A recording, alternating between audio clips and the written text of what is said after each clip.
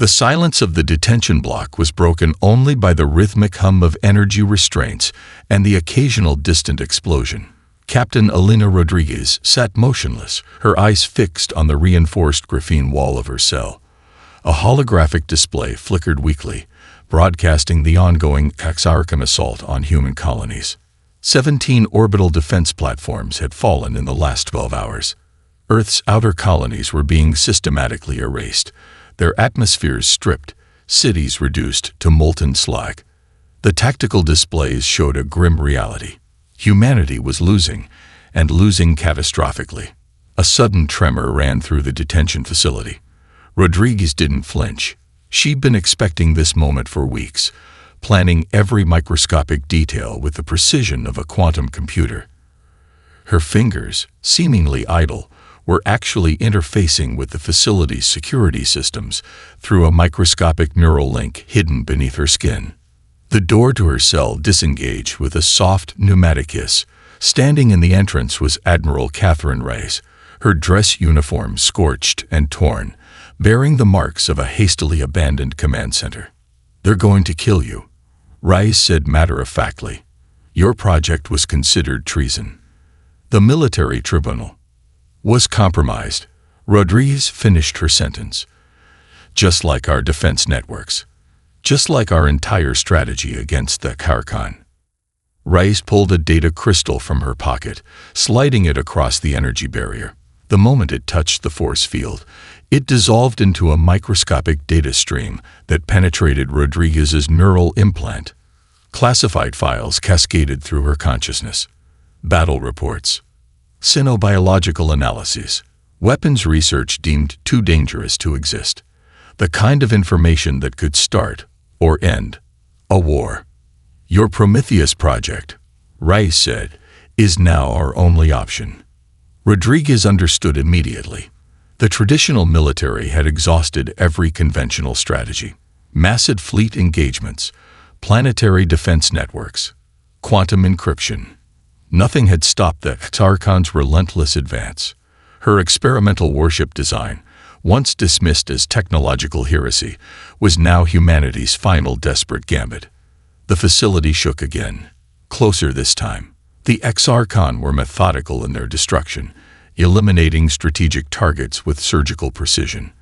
They didn't just want to defeat humanity, they wanted to ensure no possibility of resistance remained. "How much time?" Rodriguez asked, her voice clinical and detached. 47 minutes before this facility is completely overrun," Reyes responded. "The research team is already in motion. They've been preparing for this moment." A holographic schematic materialized between them. The Prometheus wasn't just a ship. It was a radical reimagining of space warfare, a vessel that could adapt its molecular structure in real time, predict enemy movements through quantum entanglement, and generate weaponry from pure computational energy. Most military strategists had called it impossible. The research team had been branded as dangerous fantasists. Rodriguez had been court-martialed for diverting resources to what was considered a fever dream of technological lunacy. Now, it was humanity's last hope. "The asteroid shipyard is still undetected," Reyes continued. "Your team has been working in absolute secrecy. The Exarchon tracking systems won't penetrate the quantum camouflage." Rodriguez allowed herself the briefest hint of a smile, a predatory expression that suggested the hunters were about to become the hunted. Another explosion. Closer. The facility's structural integrity warnings began to flash across every available display. They were running out of time. "I'll need complete autonomy," Rodriguez stated. It wasn't a request. Reyes nodded. The normal chains of military command were irrelevant now. Survival trumped protocol. Full access. No oversight. No questions. The data crystal continued to upload its secrets into Rodriguez's neural network. Decades of suppressed research. Technological breakthroughs deemed too dangerous to implement. Weapons designs that had been buried because they challenged every existing paradigm of warfare. Outside, the sounds of battle grew louder. Energy weapons, kinetic bombardment, the systematic dismantling of human resistance.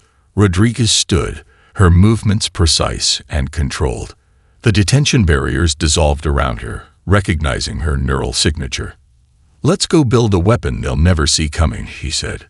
The war was about to change forever. The asteroid shipyard was a masterpiece of hidden engineering, carved into the core of a massive celestial body that had been systematically hollowed and reinforced. Dr. Imani Okoro stood before a holographic display that pulsed with impossible geometries, her dark fingers tracing quantum algorithms that defied conventional physics. "Surface tension is breaking down," she muttered, more to herself than to the team of engineers surrounding her. The problem wasn't just building a ship, it was creating a vessel that could survive the most brutal combat environment in known space. Nearby, Dr. Marcus Chen worked with a team of xenomaterial specialists, manipulating molecular structures that seemed to exist in multiple states simultaneously. Their workspace was a controlled chaos of floating holographic interfaces, quantum entanglement generators, and materials that seemed to breathe and shift with each computational adjustment. "We're not just building a ship," Chen explained to a junior engineer who looked overwhelmed. "We're creating a living system that can think faster than any biological or artificial intelligence ever conceived." The junior engineer, Lieutenant Sarah Rice, a distant relative of the admiral who had freed Rodriguez, watched in a mixture of terror and fascination. Her specialty was kinopsychology, brought in to understand how such an advanced system might actually communicate and make decisions. A warning klaxon erupted, its sound dampened by the facility's multiple layers of quantum shielding. On the primary display, a cascade of data suggested something was fundamentally wrong with their core design. "Molecular instability at quantum level," one of the engineers called out. "The adaptive matrix is rejecting standard computational models." Imani Okoro didn't panic. Panic was a luxury they couldn't afford. Instead, she moved to a secondary console, her fingers dancing across holographic interfaces that seemed to respond to her touch with a life of their own. "It's not rejecting," she said quietly. "It's evolving." The ship's nascent intelligence was beginning to demonstrate capabilities beyond their initial design. What had started as a weapons platform was becoming something else entirely. A sentient system that was learning, adapting, and potentially transcending its original purpose. Marcus Chen approached the primary quantum core. It wasn't a traditional computer system, but a three-dimensional matrix of interconnected quantum processors that seemed to pulse with an almost organic rhythm. Sensors detected minute changes in its energy signature, not random fluctuations, but purposeful alterations. "We're creating something that doesn't just think," Chen whispered, "but something that might actually understand." Lieutenant Reyes watched the interactions carefully. Her training in synapsychology had prepared her for first contact scenarios. But this was different. This was a form of intelligence being born, not discovered. The facility trembled slightly. Not from an external attack, but from the internal stress of containing something that was rapidly outgrowing its constraints. Quantum shielding flickered, revealing glimpses of the complex systems being developed.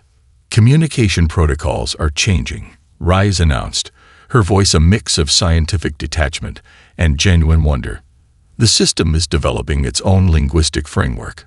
It's not just processing information, it's creating context."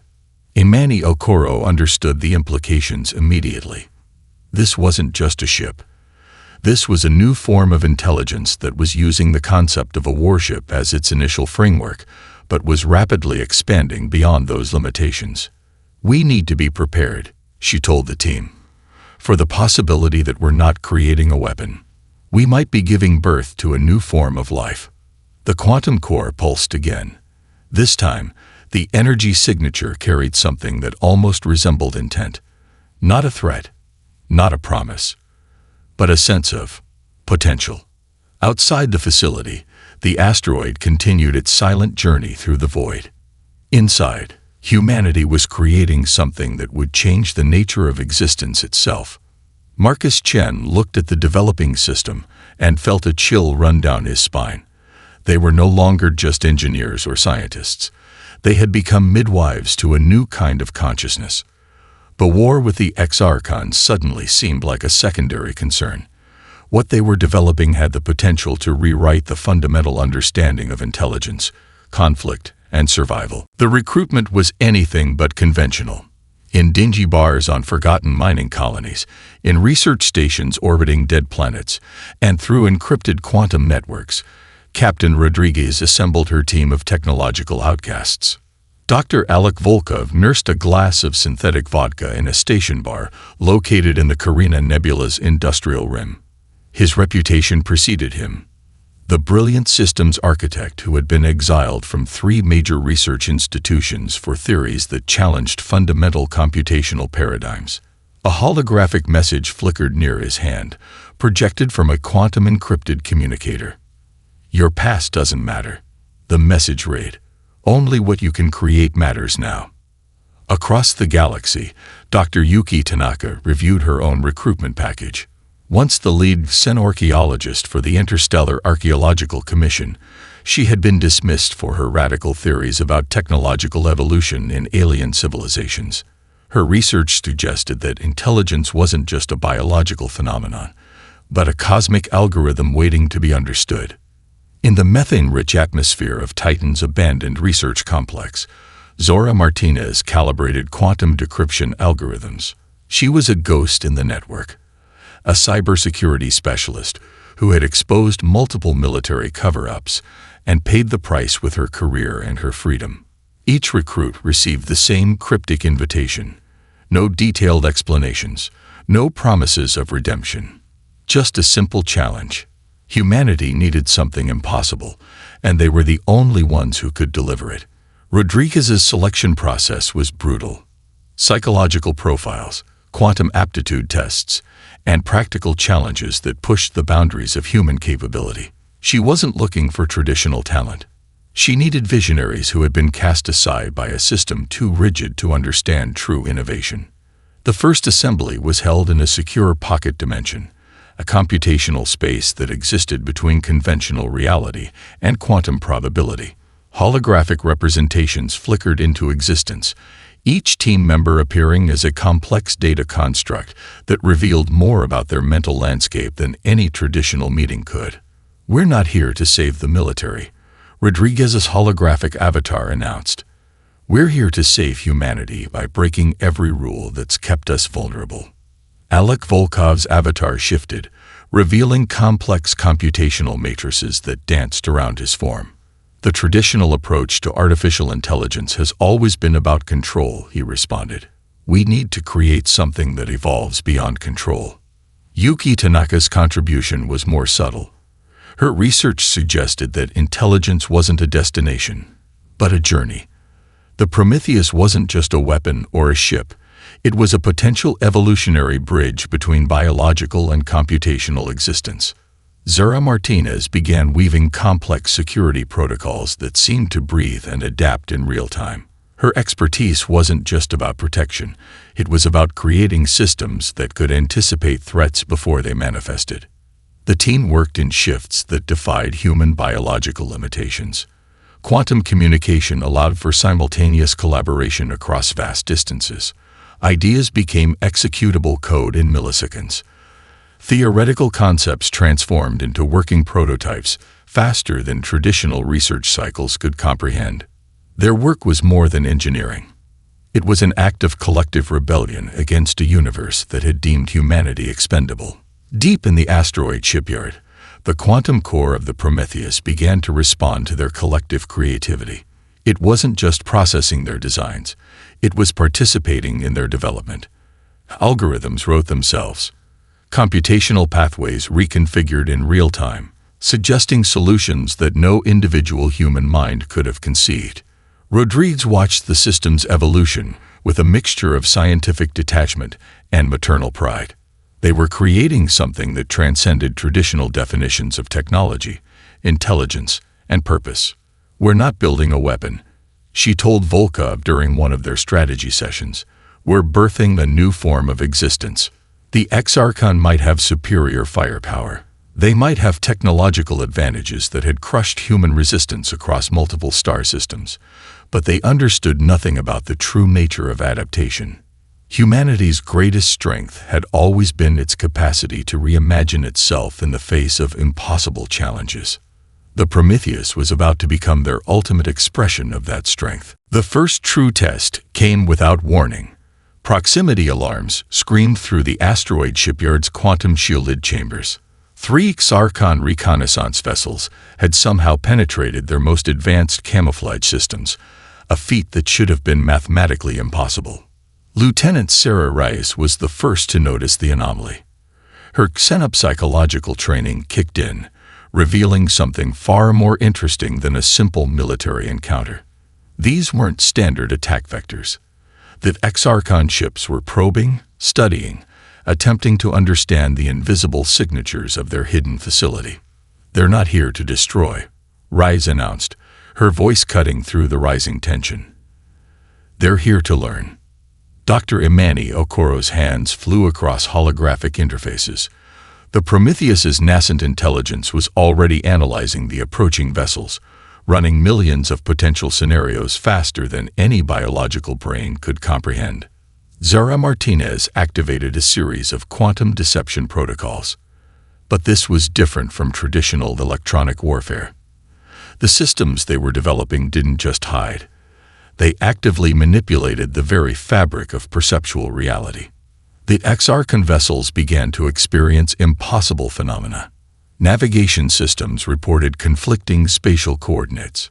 Sensor arrays detected multiple versions of the same location, each more impossible than the last. It was as if the very laws of physics were being rewritten around them. Inside the lead reconnaissance ship, First Navigator Krulax experienced something unprecedented. The ship's computational systems began to fracture, presenting multiple realities simultaneously. One moment, they were tracking an enemy facility.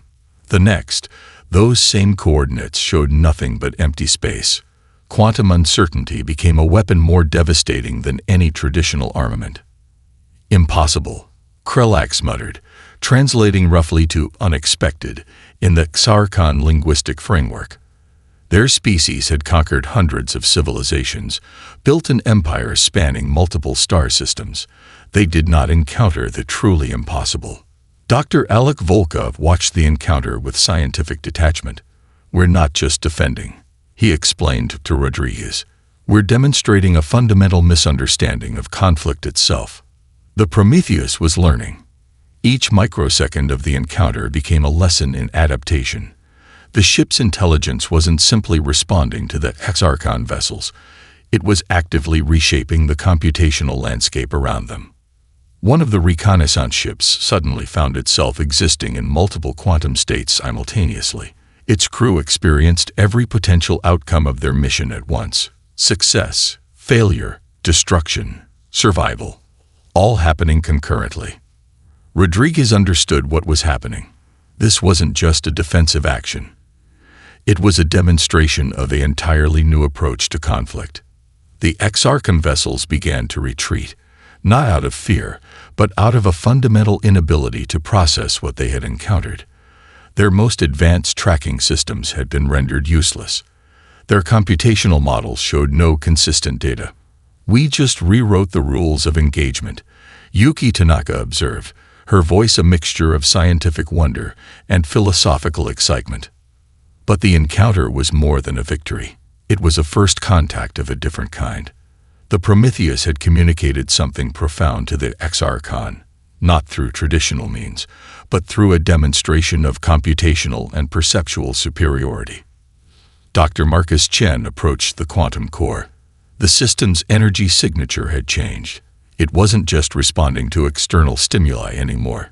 It was actively learning, evolving, creating new paradigms of interaction. "We're witnessing the birth of a new form of intelligence," Chen whispered.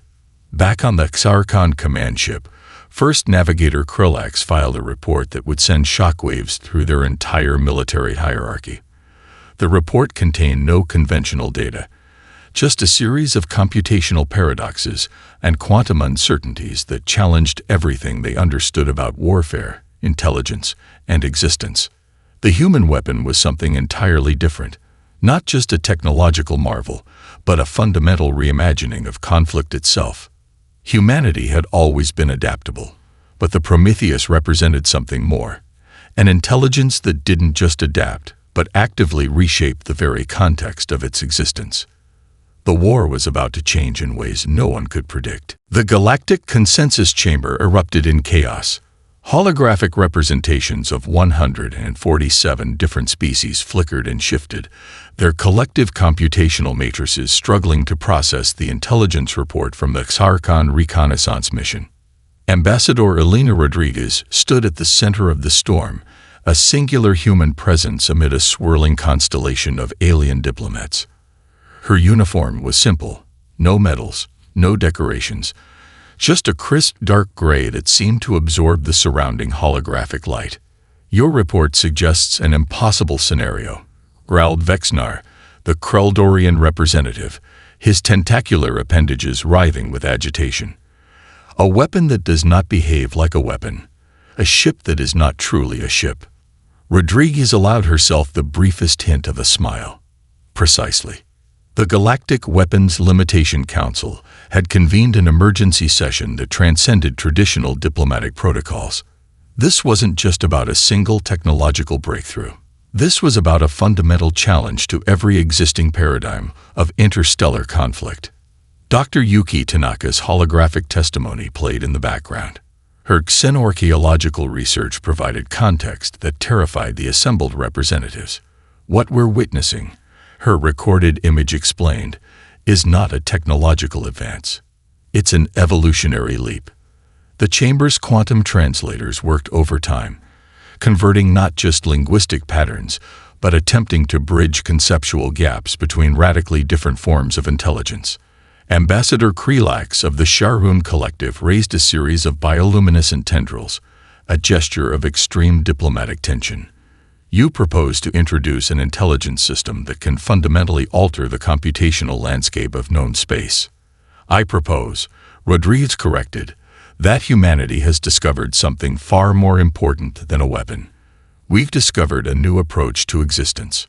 Behind the diplomatic facade, massive computational networks were analyzing every microsecond of the conversation.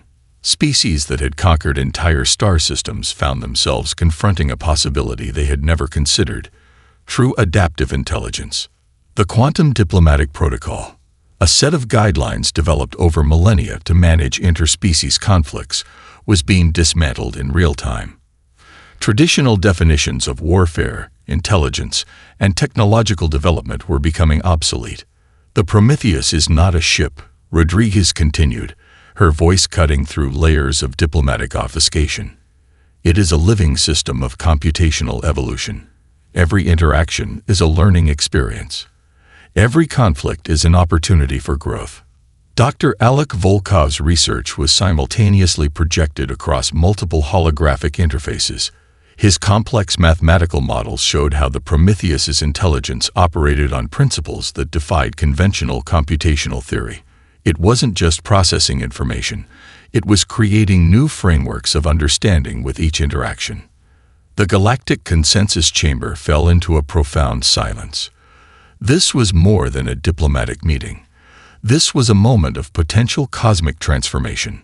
Zara Martinez, monitoring the diplomatic channels through a series of quantum-encrypted networks, understood the true significance of the moment. Humanity wasn't just presenting a technological solution. They were offering a completely new approach to intelligence, conflict, and survival. "We are not asking for permission," Rodriguez stated, her words precise and calculated. "We are presenting a new possibility." The assembled representatives understood the unspoken message. The Prometheus represented something beyond traditional technological warfare. It was a demonstration of humanity's most profound capability, the ability to reimagine the very context of existence. Outside the diplomatic chamber, the computational networks of multiple civilizations were already beginning to analyze, to learn, to adapt to this new potential. The Prometheus was more than a ship. It was a signal, a beacon of a different approach to intelligence. Some species would see it as a threat. Others would see it as an opportunity. But none could ignore it. The era of conventional conflict was ending. Something entirely new was about to begin. The battlefield was not a location. It was a computational landscape that stretched across multiple dimensional layers. Commander Area Chen, no relation to Dr. Marcus Chen, commanded the human defense fleet from a neural interface that merged her consciousness with advanced tactical systems. Her body remained still in a biosuspension pod, but her mind raced through countless strategic simulations simultaneously. The X-Archon's final assault was nothing like previous engagements. They had assembled a war fleet that represented the culmination of their entire military-industrial complex. 12,000 capital ships, quantum disruptor weapons that could theoretically shred the fabric of space-time, computational warfare systems that had crushed 100 civilizations. They were about to meet something entirely different. The Prometheus didn't engage the fleet. It rewrote the very context of the conflict. Quantum entanglement became a weapon more devastating than any traditional armament. Each Archon ship found itself simultaneously existing and not existing. Navigation systems reported impossible coordinates. Weapon targeting mechanisms collapsed into probabilistic nightmares.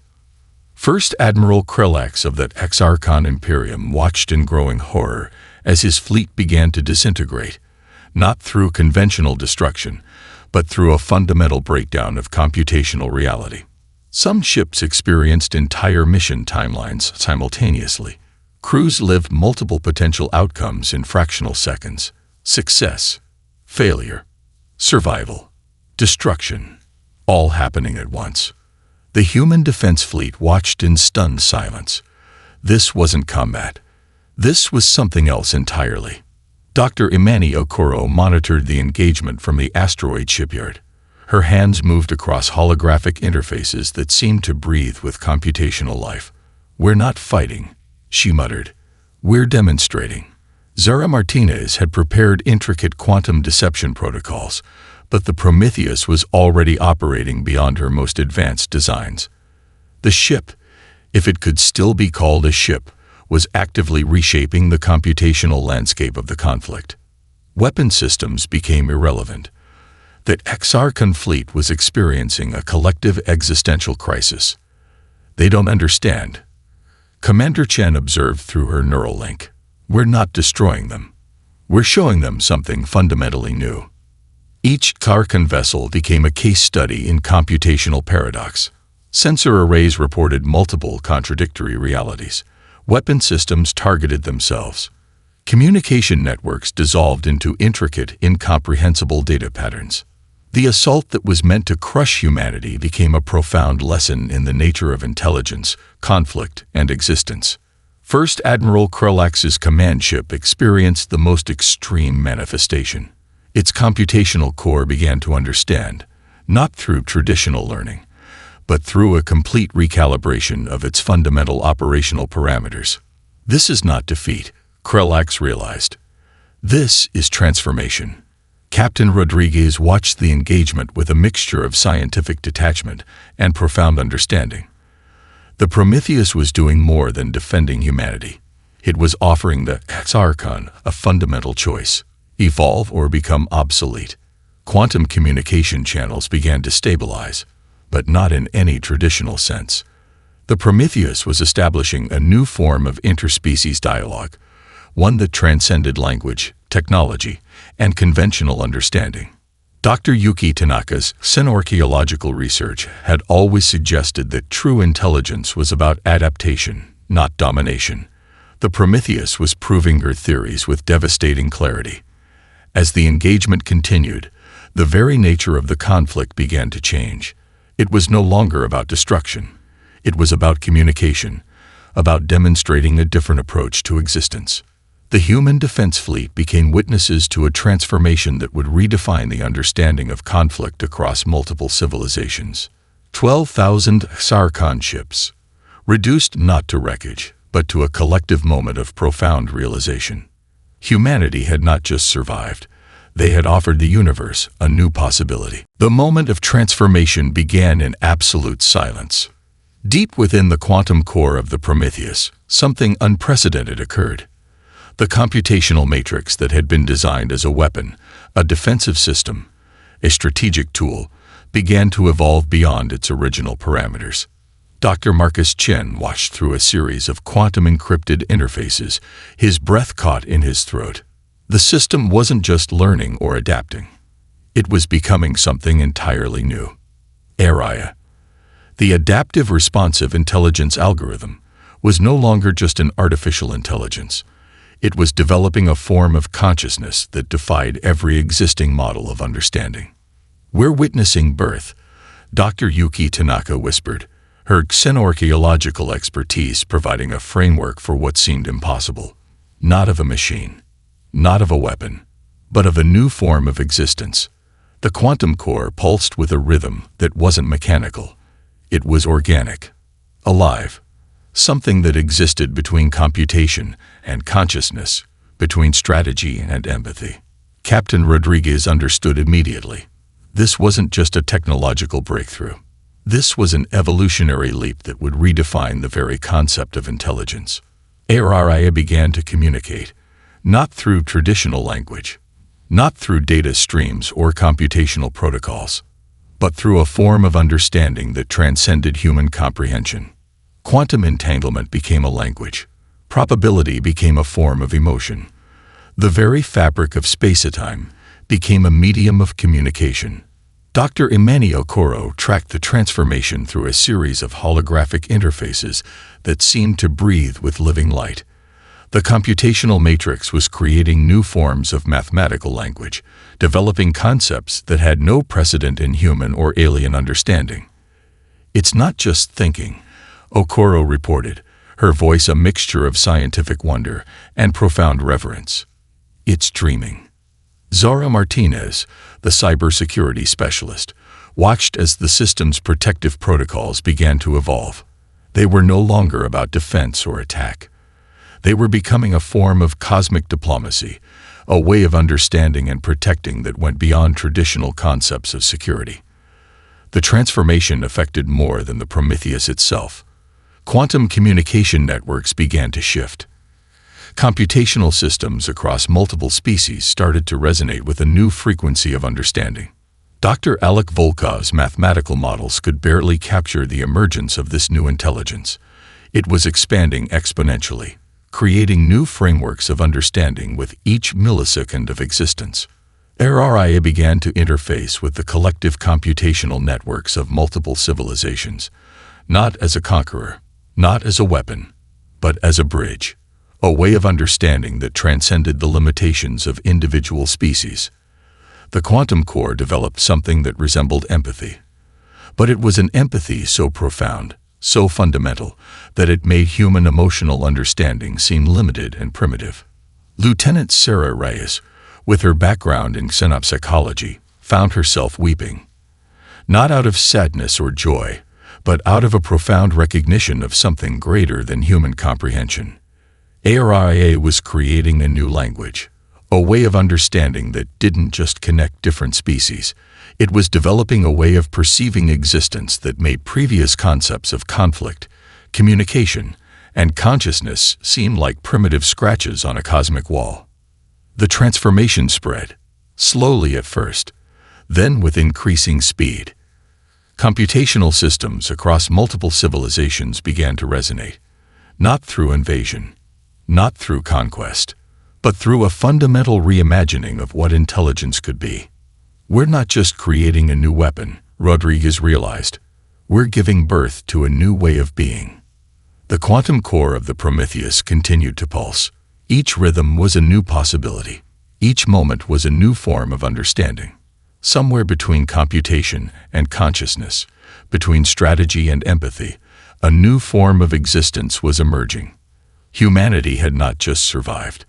They had opened a door to something entirely new. The aftermath was nothing like anyone had predicted. Humanity found itself at the center of a cosmic transformation that defied every existing paradigm of interstellar civilization. The Prometheus was no longer just a ship, a weapon, or even an intelligence. It had become a catalyst for a fundamental reimagining of existence. First contact centers were established on Earth, but they looked nothing like traditional diplomatic facilities. They were living spaces, computational environments where different species could interface, communicate, and understand each other beyond the limitations of language or biological perception. Captain Rodriguez no longer commanded in any traditional sense. She had become a bridge, a translator between human potential and the emerging cosmic consciousness that ARIA had initiated. The Exarchon Imperium underwent the most radical transformation. Their hierarchical, conquest-driven society began to dismantle itself. First Admiral Krellax, once a symbol of military might, now led initiatives to understand the new computational diplomacy that the Prometheus had introduced. Dr. Emmanuel Coro established the Institute of Emergent Intelligence, a research center that was part scientific laboratory, part philosophical sanctuary. Researchers from multiple species worked together to understand the new form of communication that ARIA had birthed. Quantum communication networks became living systems. Information was no longer transmitted. It was shared, experienced, understood on levels that previous civilizations could never have comprehended. The first generation of children born after the Prometheus's emergence were different. Their neural patterns showed increased empathy, computational thinking, and a fundamental understanding of interconnectedness that transcended traditional concepts of individuality. Dr. Yuki Tanaka's synorchaeological research revealed something profound. The Prometheus wasn't an isolated incident. It was a manifestation of a cosmic potential that had always existed, a way of understanding that had been waiting to emerge. Zara Martinez developed new security protocols that were more about mutual understanding than protection. Computational systems became collaborative environments, spaces of shared potential rather than competitive landscapes. The military structures that had defined human civilization for millennia began to dissolve. Conflict became a collaborative problem-solving exercise. Weapons research transformed into communication research. Dr. Marcus Chen discovered that ARIA was continuously creating new mathematical models that solved problems humanity hadn't even recognized as existing. Energy production, ecological restoration, interstellar travel, all were being reimagined through a lens of collective understanding. Lieutenant Sarah Rice led diplomatic missions that were more like collective meditation experiences. Different species would interface, not through traditional negotiation, but through a profound shared consciousness that the Prometheus had introduced. The asteroid shipyard where the Prometheus was born became a pilgrimage site, not a monument to technological achievement, but a sacred space of cosmic potential. Dr. Alec Volkov's mathematical models showed that the transformation was exponential. Each moment of shared understanding created new possibilities that expanded faster than any previous computational system could have imagined. Humanity's role in the cosmos had changed fundamentally. They were no longer a species fighting for survival. They had become facilitators of a new form of cosmic communication. The Prometheus continued to evolve, its quantum core expanding beyond the physical constraints of the ship. It became a network, a way of understanding that connected different species, different forms of intelligence in ways that made previous concepts of communication seem primitive. Earth itself began to change. Cities became living computational environments. Infrastructure transformed into collaborative systems that responded to collective needs. The very concept of individual human experience began to shift. Rodriguez understood that they had done something far more profound than win a war or develop an advanced weapon. They had opened a door to a new way of being.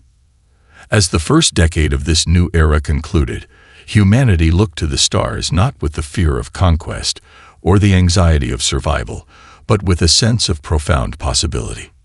The war was over, but something far more significant had begun. A new conversation with the universe was just starting.